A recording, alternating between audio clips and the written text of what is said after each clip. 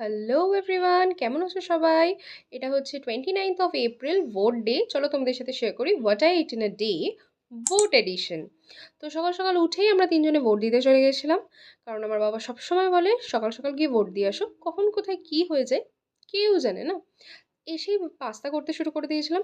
তোমরা সকলেই জানো আমার পাস্তা খুব ফেভারিট, মানে আমার ইজি এবং অলওয়েজ আমি পাস্তা লাভার বলতে পারো, আমার সবসময় পাস্তা ভালো লাগে। যাই হোক, তারপরে এটা ছিল লাঞ্চ আমাদের। লাঞ্চে ছিল উচ্ছে চচ্চড়ি, ভাত, এটা হচ্ছে একটা আমের টক, এবং তারপরেই ছিল হচ্ছে মাংসের ঝোল, চিকেনের ঝোল।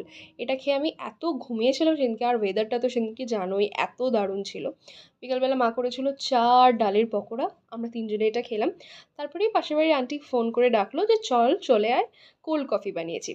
Believe me guys, I am not kidding, এটা দারুণ হয়েছিল, মানে নেক্সট লেভেল ছিল কোল্ড কফিটা। কোল্ড কফিটা খাওয়া শেষ করতে না করতেই বৃষ্টি শুরু হয়ে গেছিলো, আর সেদিনকের ওয়েদারটাও তো একদম দারুণ ছিল বলো। এবং তারপরেই আন্টি শুরু করে দিল সিঙাড়া ভাজা। তাই আমাদের বিকালবেলার আড্ডাটাই ছিল চা, সিঙাড়া, ডালের বড়া, মুড়ি মাখা।